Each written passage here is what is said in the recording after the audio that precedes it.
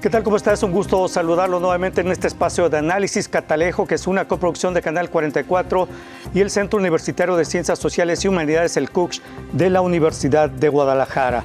En la emisión de hoy hablaremos de tres temas que son coyunturales importantes en este momento: la elección de consejeros del Instituto Nacional Electoral, en qué proceso va este, también tema de plagio de tesis, y obviamente nos estaremos dirigiendo al caso de la ministra Yasmín Esquivel y la captura de Ovidio Guzmán recientemente en estos días. Para ello está con nosotros el doctor Javier Hurtado González, profesor honorífico de Derecho Constitucional en la División de Estudios Jurídicos del CUCH. Doctor, bienvenido, gracias por estar con nosotros. ¿Qué tal? ¿Cómo estás? Muy buenas tardes, noches y días. Así es. El doctor Armando Zacarías Castillo, jefe del Departamento de Estudios Políticos del CUCH. Doctor, bienvenido también, gracias por estar con nosotros. Muy agradecido. A ver, iniciamos con el tema del relevo ya de 4 consejeros del INE, que pues en abril tiene que renovarse 4 consejeros en este proceso que tiene enorme riesgo de tropiezos. La selección de 4 nuevos consejeros electorales se perfila como un complicado procedimiento que podría terminar incluso en la Corte con la insaculación mediante tómbola. Entonces, actualmente la Junta de Coordinación Política acordó dejar en suspenso este proceso de elección de 4 consejeros del INE hasta el próximo periodo ordinario de sesiones, que es en febrero. Y se tienen que ir Adriana Margarita Favela, además del titular Lorenzo Córdoba, José Roberto Ruiz Saldaña y Ciro Murayama Rendón. 4 consejeros. Doctor Javier Hurtado, ¿cómo ve este proceso y en qué etapa va actualmente? Está suspendido, pero hay muchas posibilidades, dicen, de que se vaya hasta la Corte. Bueno, eso en todo caso tendría que ver porque no se lograran los consensos en la Junta de Coordinación Política, como dice la Constitución, y finalmente no pudiera lograrse la mayoría requerida de votos en la Cámara de Diputados, porque al interior de la Junta de Coordinación Política existe el voto ponderado, es decir, cada coordinador representa los votos de su fracción, o sea, no es 1-1-1, sino que, por ejemplo, Morena, el coordinador de Morena representa 250 y tantos y así los demás. Entonces, si Morena no está de acuerdo, pues no se puede, ¿sí? No se puede hacer nada. Entonces, yo hasta donde he visto las declaraciones del coordinador de Morena, Ignacio Mier, él dice que ellos van por la insaculación. Y no me parece incoherente, porque ellos así eligen incluso a sus candidatos a diputados, a través de tómbola, a través de insaculación. Ahora bien, la figura de la insaculación no es un invento de Morena, eso está en la Constitución para el caso de la elección de los consejeros, ahí dice en la Constitución. Sí. Es la última etapa del proceso. Exactamente, entonces si no se logra el consenso en la Cámara de Diputados y en determinada fecha que lo establece la Constitución, su artículo 41, no se logra votar para elegirlos, entonces se tiene que proceder a la insaculación. Y si la Cámara de Diputados tampoco quiere hacer la insaculación, ¿sí? Porque también puede ser que no quieran insacular, entonces la Constitución prevé que se tiene que ir entonces a la Suprema Corte, y la Suprema Corte tiene que hacer la insaculación. Y entonces ahí yo creo que ya no habría forma de negarse. ¿Por qué es esto? Porque ha habido otras experiencias para la integración de lo que era el IFE anteriormente, en la que las vacantes de consejero no se lograban cubrir porque no se llegaba a un consenso. Puedo poner el caso de cuando renunció el doctor Sergio García Ramírez, ese espacio quedó vacante porque no se pusieron de acuerdo y no eligieron a quien lo sustituyera, ¿sí? Entonces, para evitar esa situación es que ahora pusieron, a partir de la reforma de 2014, esos mecanismos en la propia Constitución. Entonces, sí, efectivamente, yo veo que probablemente se va a ir hasta allá. Y entonces, mira, yo creo que es bueno ese método de la insaculación. La verdad, a mí me parece que es mejor a que se lo repartan ahí entre cuotas, definitivamente. O sea, los otros partidos no van a querer ir a la insaculación, pues porque ellos van sobre las cuotas, sobre las migajas. O sea, en este esquema es lógico pensar y suponer que 2 le tocarían a Morena, 1 al PRI y otro al PRD, al PAN, perdón. O bueno, lo mismo ellos ahí, ¿no? Están en la alianza, ¿no? La posible alianza. Entonces, bueno, vamos a decir 2 para Morena y 2 para los otros, ¿no? Y hay que se pongan de acuerdo. Pero entonces, no creo yo que Morena vaya a irse por ahí en ese sistema, porque es lo que ha cuestionado, me explico. O sea, es lo que el presidente de la República ha criticado, el partido ha criticado, entonces no van a caer en eso. Y de tal manera que yo considero que sí, pues se van a ir a ese sistema de la insaculación, y pues como te digo, no me parece mal, porque a final de cuentas no quisieron cambiar el sistema de elección, e insisto, El asunto está en la Constitución, o sea, la insaculación no es invento de Morena, está en la Constitución desde 2014. Efectivamente. Gracias, doctor. Bueno, será hasta el 3 de febrero cuando la Cámara acate incluso la sentencia del Tribunal Electoral del Poder Judicial de la Federación. Esto acordaron los líderes parlamentarios. Los nuevos consejeros asumirán cargos el 4 de abril del 2023 para un periodo de 9 años hasta 2032. Doctor Armando Zacarías, sobre este proceso que nos comenta. Ese punto es muy importante. Antes de entrar a la zona de decisiones por insaculación, el problema que hay en este momento es en la conformación de la estructura del Comité Técnico Evaluador, que va a hacer el análisis y que va a hacer la evaluación de los candidatos que van a sustituir a los candidatos que están saliendo. Y uno de los grandes debates y uno de los temas que propuso el Tribunal Electoral del Poder Judicial Federal fue que no había una debida estructuración en el mecanismo para seleccionar al Comité Técnico Evaluador en la medida en que no se definieron de manera diferenciada las categorías para las cuales están proponiéndose quintetas. Por cada uno de los consejeros que van a ser sustituidos, debe haber 5 candidatos que van a ser votados por la Junta, por la Junta de Coordinación Política. Los evalúa el Comité Técnico y propone las quintetas a la Junta de Coordinación Política. Entonces, ¿qué es lo que está sucediendo en este momento? Que el gran problema es en el establecimiento de ese mecanismo, del establecimiento del Comité Técnico Evaluador. El Comité Técnico Evaluador fue un tema que planteó el Tribunal Electoral del Poder Judicial, diciendo que no debería el Comité Técnico Evaluador remitir las informaciones directamente a la Junta Política de la Cámara de Diputados, sino que debía establecerse un mecanismo de ponderación y de evaluación por parte de estructuras técnicas, incluyendo el Poder Judicial. Entonces, aquí lo que hay es el gran debate de la Junta Política. La Junta de Coordinación Política dice, allí está infringiendo una dimensión constitucional el Tribunal Electoral al estar dentro de una disposición que debería determinar la Cámara de Diputados. Y el Tribunal dice, el mecanismo para establecer la regulación de la evaluación del Comité Técnico de Evaluación no debe pasar por la Junta Política. Entonces el gran debate ahorita es la interpretación constitucional. La interpretación constitucional respecto a quién tiene la razón, y por esa razón se suspendió la votación para establecer el Comité Técnico Evaluador. Entonces, el gran dilema que tuvieron en un cierto momento y que finalmente se resolvió por acatar la disposición que tiene el Tribunal Electoral fue que no iba a resolverse en sesiones extraordinarias o por la Junta Política, sino por el Pleno del Congreso, y precisamente por eso se pasa hasta el periodo de febrero, ¿no? Entonces, ¿qué va a suceder? Que los periodos se acortan para definir la estructura y el mecanismo del establecimiento del Comité Técnico Evaluador y la candidatura de los potenciales nuevos consejeros. Porque incluso el Comité Técnico Evaluador ya debió haberse instalado el 6 de enero. Sí. Y no ha ocurrido hasta esta fecha. La Cámara de Diputados inicia sesiones el 3 de febrero y dicen que tienen todavía suficiente tiempo, 58 días, antes de este tipo de procesos que dice de llevado de 42 a 46 días, ¿no? Mira, yo creo que cuando te estaba comentando lo de que se van a ir por la insaculación Morena, es porque precisamente le está apostando a la conformación del comité técnico. O sea, yo voy a insacular de entre filomorenistas. ¿Me explico? Sí, sí. O sea, no va a insacular entre filopanistas o filoprigistas. No, eso no lo aceptaría. Entonces se van a ir a la insaculación porque a través del comité técnico quieren filtrar, vamos a decir, al menos de cada quinteta, mínimo 4 o 3 que sean filomorenistas, ¿no? Y entonces en la insaculación tienen altas probabilidades de ganar, incluso por el azar, por la suerte, ¿no?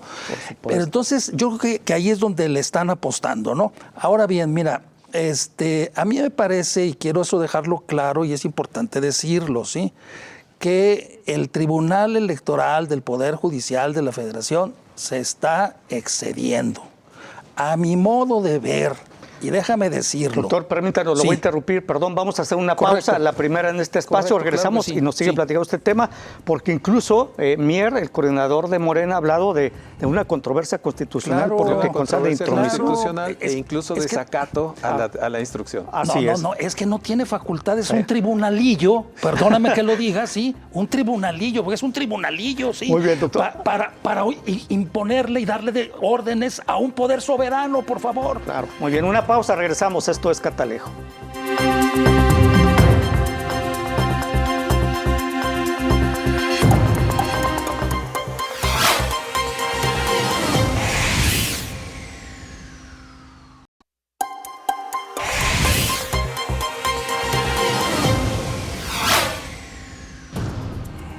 Continuamos en Catalejo, coproducción de Canal 44 y el CUSH. El tema es la elección que está en proceso de consejeros electorales del INE. Se sustituirá al actual titular Lorenzo Córdoba y otros 3 consejeros, incluido también Ciro Murayama, que tantos problemas ha causado los dos al gobierno federal, o cuando menos no los quieren a los dos. Y bueno, la Cámara acordó por unanimidad iniciar lo que ya mencionábamos, doctor Javier Hurtado, una ruta jurídica que podría ir desde la controversia constitucional al amparo o al juicio político contra los integrantes del Tribunal Electoral, claro, por exceder sus facultades. Y es que ustedes estaban en ese tema. Adelante, por favor. Se están excediendo en sus atribuciones. Yo te decía que es un tribunalillo. ¿Y por qué digo que es tribunalillo? Porque es electo en doble instancia. Primero lo filtra la Corte y luego la Corte se los pasa al Senado. Y ahora resulta que ese tribunal electo por 2 instancias indirectas, no producto del voto popular, es decir, la Corte y luego después el Senado sí es electo el voto popular, le quiere dar órdenes al poder donde está representada la soberanía del pueblo, por favor. Pero ¿cómo va a ser posible eso? O sea, ¿quién los eligió? ¿Dios o quién? Por favor, se están excediendo absolutamente en sus atribuciones. Yo lo digo y lo sostengo. En ningún lado de la Constitución, ni en la Ley Orgánica del Poder Judicial, lo estuve revisando, dice que el tribunal tiene facultades para darle órdenes a una de las cámaras del Congreso de la Unión. Y no es la primera vez que lo quieren hacer. Lo han hecho ya también con el asunto de la integración de la Comisión Permanente. Le han dado órdenes también a la Comisión Permanente para que metan a Movimiento Ciudadano ahí, porque no lo quieren meter. Pero ¿cómo le dan órdenes? Pues eso es un acuerdo político que se toma al interior de un Congreso. ¿Cómo un tribunal quiere judicializar una decisión política, por favor? Claro. No. Yo pienso que el gobierno de los jueces hay que tener cuidado con eso, definitivamente, porque no representan, no son electos por la voluntad popular. Entonces, volviendo a lo mismo, ahí hay un asunto de que entonces la Junta de Coordinación Política, la orden, entre comillas, indebida que da el tribunal, ellos dijeron que era a la Junta de Coordinación Política para que no le dieran largas, porque la Cámara entra en sesiones hasta febrero. Sí. Pero el coordinador de los diputados, a propósito, dice, no, es que esto lo tiene que resolver el Pleno, claro, para cortar los tiempos y meter más presión, y lo va a llevar al Pleno, y en el Pleno tienen mayoría. ¿Y qué van a acordar en el Pleno? Pues yo creo que hacerles juicio político, y los van a mandar a volar. O sea, insisto yo, el tribunal no tiene facultades para ordenarle nada a la Cámara de Diputados, ¿sí? Y si la Cámara de Diputados viola la Constitución en el proceso de elección de los consejeros, pues es su responsabilidad, y que les apliquen juicio político a ellos, o después que los acusen de abuso de autoridad cuando hayan perdido el fuero. Muy bien. Pero el Tribunal Electoral es incompetente completamente para dar órdenes a una Cámara. Sí. Doctor Armando Zacarías. Exactamente, de ese nivel es para dirimir controversias de otra naturaleza, de respeto de derechos electorales, etcétera, cuentos de votos, casillas perdidas, ese tipo de cuestiones. Entonces, pues esto lo único que hace es generarle un mecanismo de mayor presión, de mayor falta de explicación para la ciudadanía en términos generales, porque este mecanismo pues lo puede entender alguien que está metido en este tipo de temas, pero la gente no comprende cuáles son los riesgos que en este momento está representando esto. Ni para ningún partido es benéfico este asunto de polarizar y sobre todo de judicializar los procedimientos, ¿no? Pero en este caso no es un procedimiento, en este caso es una estructura de mandato constitucional y la interpretación de la Constitución pues va a dar la luz que debe generar. Creo que definitivamente lo que va a suceder, lo que ya sucedió con aplazar hasta febrero, pues va a venir integrado de una serie de elementos que pueden ser la solicitud de juicio político, el desacato a la norma o estructurar el mecanismo de acuerdo con los términos que establece el Tribunal Federal Electoral, pero los tiempos van a estar muy recortados para la integración del Comité Técnico Evaluador y lo mismo para el establecimiento de las candidaturas de quienes vayan a sustituir al presidente del Consejo del Instituto Nacional Electoral y a los 3 consejeros, entre los cuales está Ciro Murayama, pero es consejero, los 3 consejeros que están bajo la misma perspectiva. Se van a recortar los tiempos. Sí.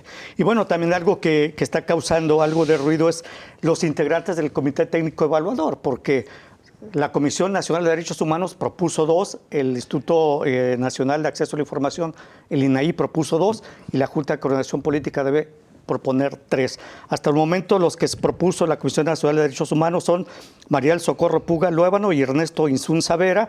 Sin embargo, pues ya fue criticada Puga porque es militante de Morena, fue candidata a ese partido y la Constitución le ordena que deben ser personas de reconocido prestigio que no hayan sido postuladas o ejercer algún cargo de elección popular o hayan desempeñado cargos de dirección en partidos políticos nacionales o locales en los últimos 4 años previos a su designación, cosa que pues Puga no cumple, y de ahí las críticas. En tanto, el INAI propuso a la politóloga Maite Azuela y al académico Sergio López Ayllón para integrar este comité técnico de evaluación, 2 especialistas de los cuales dicen, pues no hay polémica, ¿no? Déjame hacer una acotación, si me permites. La de la especialista de la yoga ya la cambiaron. Puga, ¿sí? Es Puga. Ella ya la cambiaron por otra académica, creo que de Baja California. Pero no sé. ¿se ha informado? Sí, salió en los medios de comunicación. Ahora, Sergio López Ayllón, hoy lo estaba viendo, ya también fue cambiado porque recibió objeciones por parte de Morena en el sentido de que es pues empleado de Claudio X González, pues, ¿no? Claudio X González. Entonces, ya los cambiaron a esos. Entonces, el asunto está en la conformación del comité técnico. Como estamos diciendo, son 7. Entonces, ¿a qué le tira Morena? Los 2 de la Comisión de Derechos Humanos son de ellos. Más de los 3 de la Junta de Coordinación Política, mínimamente 1 más lo van a ganar. El otro se lo van a dar a los de la Alianza por México, como se llame, y el otro va a ser de consenso. Entonces van a tener 3 y 1 que va a estar así. O sea, tienen 3 de 7 y quizá 4 de 7. Entonces, a eso le tira Morena. Teniendo el control del comité técnico, es el sedazo de donde van a filtrarse los nombres, las quintetas, de donde van a insacular. Entonces el truco está en el comité técnico. Por supuesto. Y ese es el gran tema en este momento, porque pues es la estructura, como acaba de decir el doctor Hurtado, es la estructura de filtro. Poco importa en este momento, que va a ser el asunto en segundo término, los candidatos, las quintetas. Ahorita es quién va a filtrar esas quintetas. Exacto. Y el mecanismo, en este momento, pues está inclinando mucho a favorecer a toda la estructura de Morena, ¿no? Por las razones que acaba de plantear el doctor Hurtado, que son muy claras. Sí, es que incluso de los 3 de la Junta de Coordinación Política, Morena, junto con sus aliados, ¿sí? Porque esos también cuentan. Van a exigir 2 de los 3, ¿sí? Y va a haber un pleito ahí fuerte. Entonces, 2 de la Junta de Coordinación Política, más 2 de la Comisión, ya son 4 de 7, ya está la mayoría. Y esta no es una estructura improvisada. Si recuerdan, cuando se dio precisamente el nombramiento de Rosario Piedra Ibarra, eso fue lo que se planteó. O sea, ¿por qué Rosario Ibarra es para el comité, para el tema del INE, en este momento, ¿no? Entonces, claro. no es un asunto improvisado. Sí, no fue casual eso de Rosario Piedra. Así es. Así es que estaba allí el asunto ese. Sí, por supuesto. Bueno, la votación del Pleno deberá ser en sesión ordinaria, la aprobación del acuerdo de la Junta de Coordinación Política el martes 28 de marzo, tentativamente, ¿no? pero pues a lo mejor, como dice, ellos quieren alargar tiempos para irse a la última etapa, que es la votación o la tómbola, ¿no? Se va a ir a la insaculación. Eso dalo por hecho, ¿eh? O sea, yo te lo puedo asegurar que Morena, digo, no es porque yo sea de Morena ni tenga línea directa con Mario Delgado. Es obvio, o sea, si ellos han criticado ese procedimiento, pues es natural que no lo van a hacer, es obvio, sí. Por supuesto. El 28 de marzo precisamente es el último día en que se notifique si hay acuerdo en la Junta de Coordinación Política. Si no se alcanzan los votos, se convocará sesión para realizar insaculación o tómbola. Y si ahí también, como usted ya señala, no se logran los acuerdos, pues tendrá que remitirse al Pleno de la Suprema Corte y será la Corte la que realice una tómbola de la que resulten en definitiva los nuevos consejeros. Exacto, electorales. de los que mande el Comité Técnico. Así es. Esa es la importancia del Comité Técnico. Y la tendencia está muy orientada en la línea que acaba de describir el doctor Hurtado. O sea, digamos, la mayoría dentro de esta estructura del Comité Técnico pues son simpatizantes, amigos de la línea del Movimiento de Renovación Nacional. Entonces, lo que va a suceder después, pues va a ser un proceso técnico de adecuación de los nuevos candidatos, sobre todo el candidato presidente, que va a entrar a regular casi inmediatamente el proceso electoral del Estado de México. Muy bien. Muchas gracias. Una pausa, regresamos. Esto es Catalejo, ya volvemos. Exactamente, es que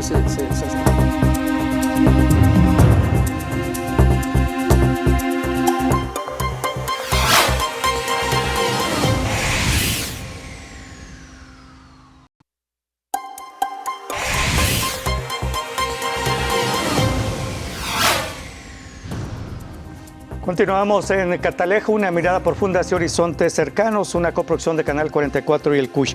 Iniciamos el segundo tema en esta emisión, es el tema de plagio de tesis y por supuesto nos referiremos al caso de la ministra Yasmín Esquivel Moza, que fue acusada a fines del año pasado, un tremendo escándalo que le costó pues la presidencia, nada más y nada menos que la presidencia de la Suprema Corte de Justicia de la Nación. Doctor Javier Hurtado, iniciamos con usted. ¿Cuál es su opinión sobre este tema, el plagio de tesis de una ministra en el 87? Muchos años después se le señala en un proceso cuando estaba a punto de llegar a ser presidenta de la Suprema Corte. Bueno, cuando menos era la favorita para llegar a la presidencia.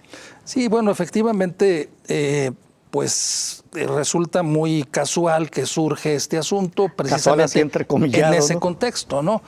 Ahora, yo te aseguro que no es el único alto funcionario o funcionaria que ha hecho eso, y quizá puede haber a otro de la Corte que también se plagió la tesis, ¿eh? O sea, no hay que descartarlo. Peña Nieto plagió. Bueno, Peña Nieto, ¿no? Fox, ¿no? O sea, entonces, digo, es una práctica recurrente.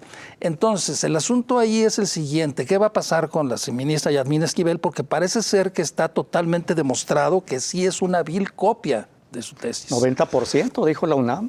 Entonces ahí el problema es más allá de lo que parece ser un asunto estrictamente académico y se convierte en político y gubernamental y jurídico. ¿Sí? Así es. Porque entonces el asunto es de que todos los actos y decisiones que haya tomado esta persona serían nulos de pleno derecho. Esto si se le llegara a anular y a cancelar el registro de la cédula. Entonces, sí se podría cancelar el registro de la cédula, pero solamente por una orden jurisdiccional de un juez. Se cancela el registro de la cédula y, en consecuencia, de acuerdo con la ley reglamentaria del artículo 5, el que no tenga cédula no puede ejercer como tal, ¿sí? Y, en consecuencia, se está cancelado el título. Yo no creo que se vayan hacia allá, pero, sin embargo, sí quiero decir algo, ¿eh? O sea, creo que si se quiere proceder, se puede hacer perfectamente, le encuadra a ella. Hay un delito allá en el Código Penal Federal que se llama falsificación de documentos en general, y perfectamente le encuadra. Y hay otro también que se llama fraude, ¿sí? Y hay otro delito por ahí ahorita que el nombre... Usurpación de funciones, ¿podría ser? Ejercicio indebido de atribuciones, exactamente. Esos tres perfectamente le aplican, ¿sí? Pero el que más le aplica es el de falsificación de documentos en general, ¿sí? Pero perfecta, como calcado. ¿Lo van a querer hacer o no? Porque si lo hacen, pues al hecho de recibir una sentencia tiene que ser destituida. No puede un delincuente estar ocupando un cargo de esa responsabilidad, ¿sí? Le queda automáticamente eliminado el título, ¿sí? y no puede ejercer, no puede tener esas funciones. ¿Lo van a hacer? No creo, porque se mete en un gran problema el Estado mexicano y el sistema jurídico, porque todas las decisiones, vete para atrás, serían nulas y hay que volverlas a hacer. Entonces, ¿qué es lo que van a hacer? Pues le van a cargar el pato a la maestra, a la asesora, que también es una cosa completamente extraña y lógica, como una persona dirigir 500 tesis, pues, que me pase la receta, ¿cómo le hace? Yo no me la doy, no me la acabo con 4 que tengo ahorita.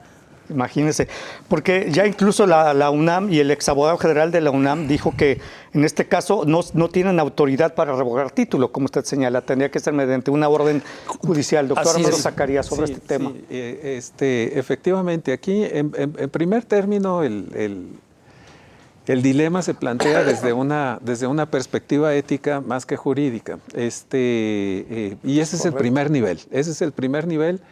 Porque entonces el principio de honestidad y de seguridad de una ministra de la Suprema Corte de Justicia que está en entredicho por estas razones y fundándose que lo único que escribió ella fue los agradecimientos en la tesis, entonces pues sí, plantea una situación sumamente compleja en términos jurídicos que no sabemos si el Estado está dispuesto a abordar y absorber todos esos problemas jurídicos, pero entonces queda una dimensión ética. Y esa dimensión ética pues implicaría que la ministra renuncie.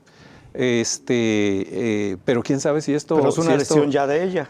Debería ser una decisión de ella. Pero no lo va a hacer. Hasta este momento se va generando una especie de estado de normalidad en la normalidad, y bueno, pues el gran dilema es hasta dónde el Estado estaría dispuesto a entrar en esa zona profunda, porque la situación de nulidad sería verdaderamente muy compleja de resolver en todas las decisiones, en todas las votaciones en las que intervino, y sobre todo ella debería en este momento retirarse del cargo, porque vienen las controversias constitucionales de la militarización del país, la Guardia Nacional, que ahora viene en una situación sumamente compleja. El plan B de la reforma electoral, que también va a la reforma electoral, todos estos elementos.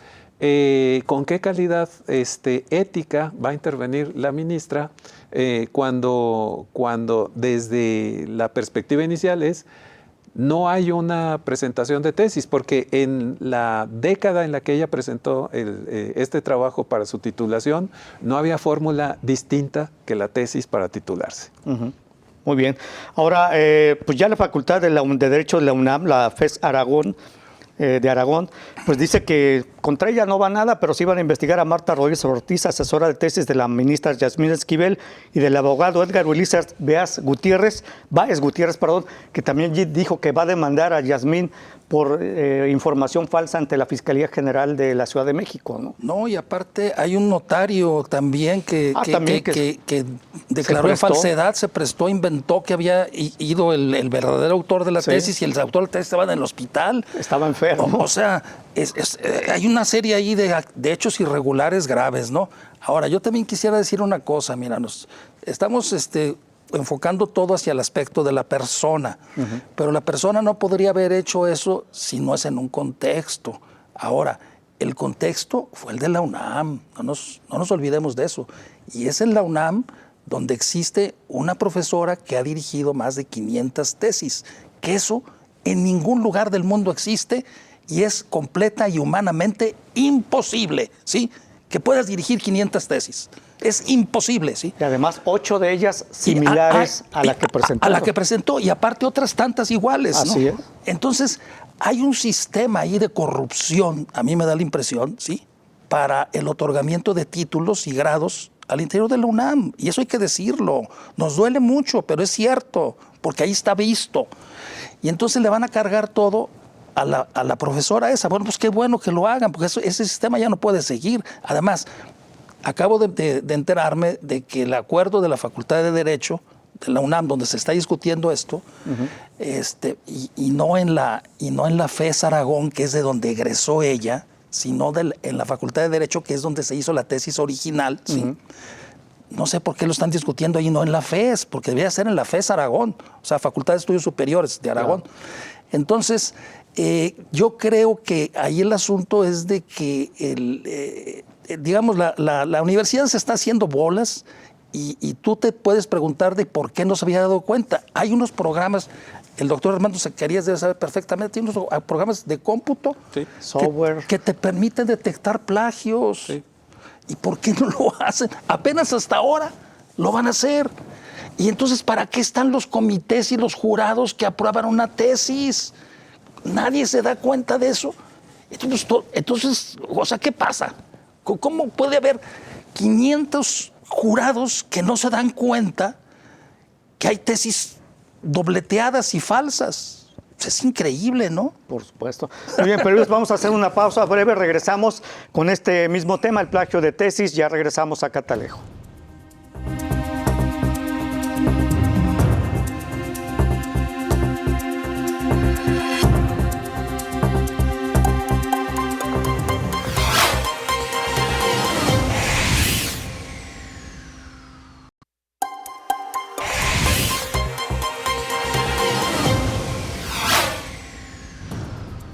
Bueno, continuamos en Catalejo y sobre este tema del plagio de tesis, la UNAM ya anunció 3 medidas para evitar en lo posible, al 100%, dicen, pues precisamente los plagios. Uno es la revisión de borrador de tesis a través de programas de cómputo especializados, software en la detección de plagio como requisito previo a la autorización del sínodo para presentar el examen profesional.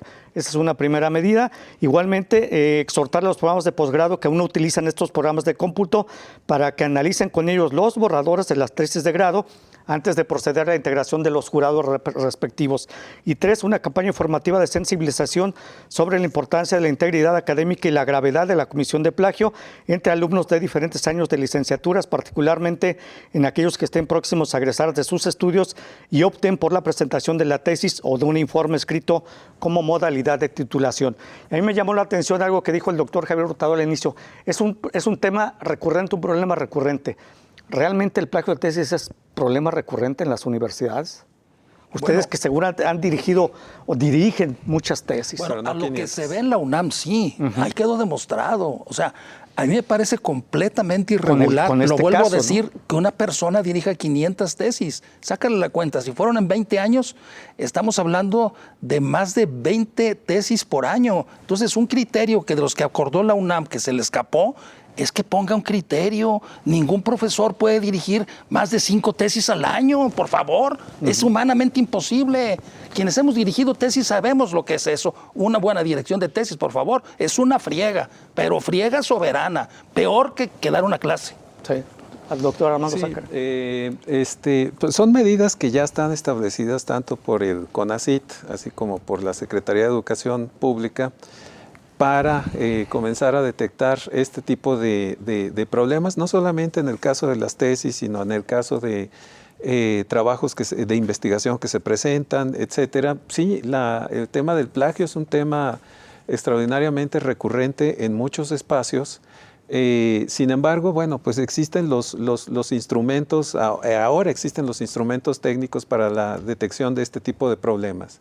Pero aquí, efectivamente, como estaba señalando el doctor Hurtado, hay un asunto muy importante. Tanto el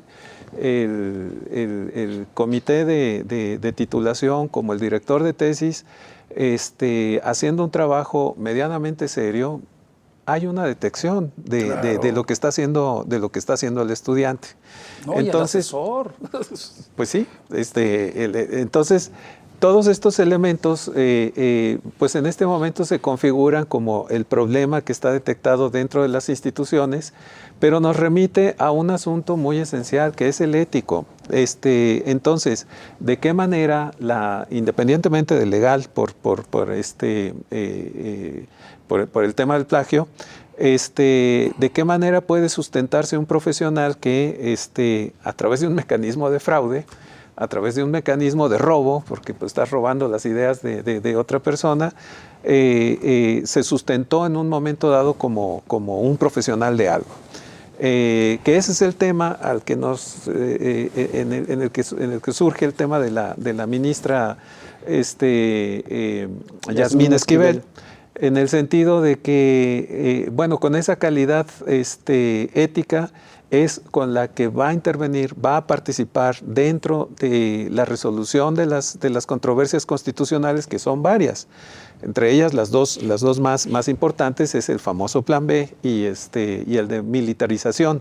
Entonces, hay una calidad ética que sustente la calidad de la votación que pueda tener en esa intervención dentro de la Suprema Corte, porque tienen que resolver estos asuntos. De manera que sí, hay un asunto que interpela a las universidades y otro en el tema de origen que interpela muy directamente a la calidad ética de la ministra. ¿Ustedes consideran que no le queda otra salida más que renunciar en este momento a la ministra? Mira, antes de contestar tu pregunta, déjame regresarme un poquito al asunto académico. Parece ser que ahí específicamente en la Facultad de Estudios Superiores de Aragón, el asunto está grave, porque el que era el director, lo que vendría siendo aquí el rector, porque es una Facultad de Estudios Superiores de diferentes carreras, que era un químico, ¿sí?, lo destituyeron porque también se plagió la tesis de maestría. O sea, el rector de esa universidad también plagió la tesis. O sea, ¿de qué estamos hablando? ¿Sí? Por eso te digo que el problema está grave y me duele mucho decirlo, pero yo pienso que no podemos ocultarlo. Algo está pasando mal en la UNAM en ese sentido. Oye, por favor, hasta el rector de esa Facultad de Estudios Superiores plagió la tesis de maestría y por eso lo destituyeron. Pues entonces, por favor, ¿qué podemos pensar? Podría ser incluso que tiene mayor responsabilidad la asesora de la tesis, claro, que la ministra, en este caso. Puede ser que sí, pero también las autoridades de la universidad, porque ¿cómo no te vas a dar cuenta que hay una persona que trae 500 tesis y que los temas son iguales, por favor? El coordinador de carrera o el presidente del comité de titulación o como sea, se da cuenta al autorizar los exámenes de titulación, por favor. Pues ni que estuviera loco o que tuviera lagunas mentales. Además hay un archivo. O sea, no, es que ahí hay corrupción, definitivamente. Déjame nomás darte una anécdota para que veamos en su dimensión este asunto, ¿sí? Me tocó recientemente ser evaluador del Sistema Nacional de Investigadores. Y entonces nos tocó 1 o 2 casos de algunas candidatas o candidatos que argumentaban que pues, yo era de la comisión revisora, que no les habían dejado entrar porque pues les faltaban ciertas cosas. Entonces, una de las cuestiones que les faltaba era que no tenía docencia y que no había dirigido tesis, ¿sí? Entonces, yo te pongo el caso ahí de 2 o 3 investigadores que tenían libros publicados, que tenían artículos en revistas publicados, que habían dado conferencias y no pudieron entrar al Sistema Nacional de Investigadores porque no tenían tesis dirigidas o no tenían docencia. Y en cambio, esta profesora tiene 500 tesis. Pues, ¿cómo es posible eso? Claro. No se puede, doctor. Sí, bueno, el tema sí interpela muy profundamente todo este asunto. Ayer se comentaba en un programa el caso de el propio Joe Biden. En uno de sus discursos, cuando estaba compitiendo, hace 20 años, estaba compitiendo por tener la candidatura del Partido Demócrata, y detectaron que había plagios de unos segmentos del discurso, de uno de los discursos que utilizó contra Michael Dukakis, el otro candidato. Entonces ganó Dukakis, ganó porque se desestimó o se estimó como mal honesto el discurso de Biden, y Biden aceptó. Entonces Biden perdió la candidatura, también porque fueron unos segmentos ahí que tomó de un candidato inglés. Entonces, el esquema sí interpela a muchos espacios de análisis, muchos espacios de dirección, y definitivamente, como señala el doctor Hurtado, tener a una persona con 500 tesis dirigidas en la Facultad de Estudios Superiores, pues es una situación totalmente anormal. Donde el Eso se director- detecta donde el director inmediatamente. también se plagió la tesis. Eso se detecta Nos queda un inmediatamente. minuto para este bloque. Entonces, ¿debe renunciar o no debe renunciar la ministra? Sobre todo por lo que viene, y ella tendrá que emitir votos al Sí, respecto. sí debería de renunciar por cuestión, como lo dice el doctor Zacarías, ética, pero no lo va a hacer, ¿sí? Ahora, yo te lo pongo así, eso es de la mayor y extrema gravedad en el ámbito académico, ¿sí? Por ejemplo, si en el Sistema Nacional de Investigadores tú denuncias a una persona, a un investigador, sea nivel 3 o emérito, que te plagió un libro, no digamos el libro entero, que te plagió 2 o 3 páginas y no te citó, lo destituyen y lo corren. Es gravísimo, ¿sí? Sí, doctor. Sí, acá esa acción es personalísima, entonces por eso no tiene el costo que tendría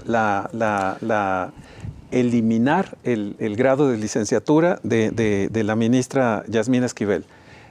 Por ética debería renunciar. No, es que te lo Muchas pongo gracias. así, si fuera investigadora del Sistema Nacional de Investigadores, No es, ¿verdad? automáticamente... No está en el SNI. No, pero si estuviera, Sí. automáticamente quedaba fuera. ¿sí? ¿La denunciaba usted? No, pues ya era público, o sea, inmediatamente salía, o sea, olvídate, o sea, así. Muy bien. Una pausa, regresamos. Esto es Catalejo. La denuncia.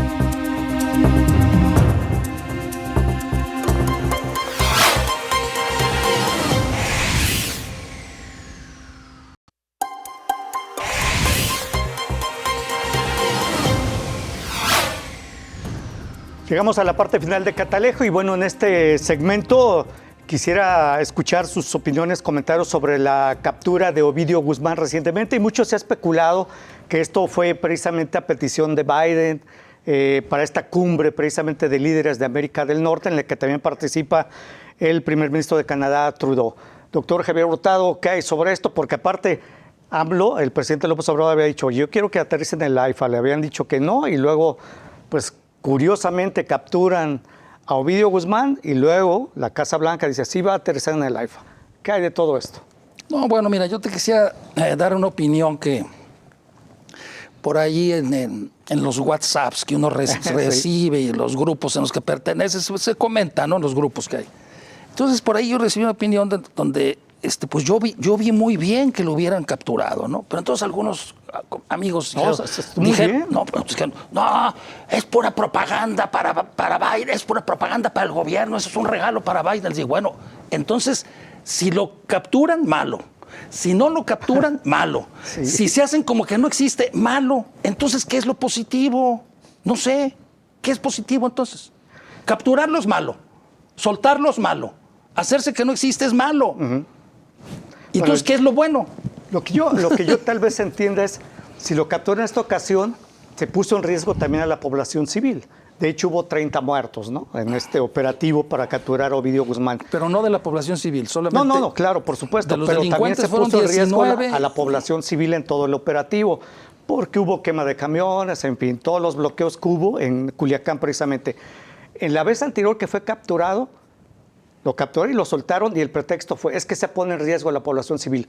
¿Qué cambió entonces, de aquel entonces a esta fecha? Parece ser que habían entrado a las instalaciones habitacionales de los militares. ¿sí? La vez pasada. Y habían amenazado, ya estaban ahí adentro, las familias de los militares que estaban ahí. Entonces, por eso se dio la orden de que se diera marcha atrás.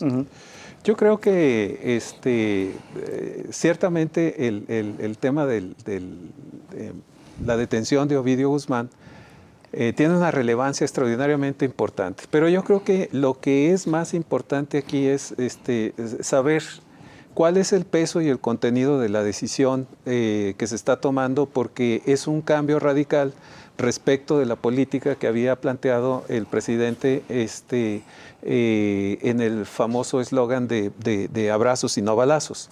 En este momento cambia radicalmente y el gran tema aquí es, se convierte esto en la nueva política de seguridad que va a establecer el gobierno federal, y esto plantearía entonces una posición muy distinta para las Fuerzas Armadas, la Guardia Nacional, porque entonces en esta posición ya tendrían una situación totalmente distinta de la que ha sucedido hasta estos 4 años.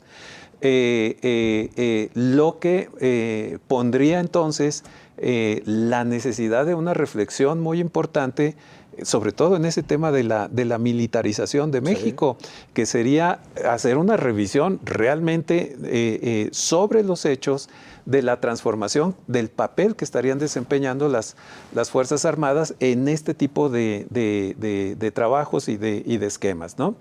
Entonces, si fue una decisión para complacer al equipo de Biden, a los demócratas que van a tener ahí que tienen en este momento también una carrera política muy importante contra el Partido Republicano, y bueno, presentar en un momento dado este asunto, que además no está resuelto porque tienen 2 meses para integrar la carpeta de solicitud de extradición ante las autoridades judiciales mexicanas, ¿no? Así es. Entonces, allí hay una serie de temas muy importantes en los que ciertamente este cambio de actitud y esta estrategia pues resultó sorprendente para todo el mundo, muy peligrosa, y sí dejó en evidencia también la capacidad de movilización del crimen organizado. El movimiento fue tan rápido que Ovidio estuvo inmediatamente fuera de Culiacán y en Ciudad de México. Y entonces, bajo esta perspectiva también sobre el tema de los aeropuertos, pues el AIFA es un aeropuerto militar. Entonces, pues eso sí le daba condiciones de cierta seguridad o mejor seguridad para los líderes de América del Norte. Y entonces, pues bajo esta perspectiva hay una serie de explicaciones, pero el elemento central es cuál va a ser el papel de las Fuerzas Armadas en este momento de cambio de timón. Y ese cambio de timón, ¿qué profundidad va a tener y qué impacto va a tener, sobre todo en un país tan invadido por todos estos diferentes grupos que están actuando? ¿Y qué es lo que va a suceder? ¿Cuál va a ser el mecanismo de control? Si va a ser todo un culiacanazo, estamos en una situación muy, muy, muy frágil. Sí. Doctor. No, pues yo creo que sí tiene enormes implicaciones e importancia ese acontecimiento. Me parece importante lo que dice el doctor Zacarías, y pues yo le diría, Dios te oiga, Armando, porque la verdad, ojalá y que signifique un cambio de paradigma.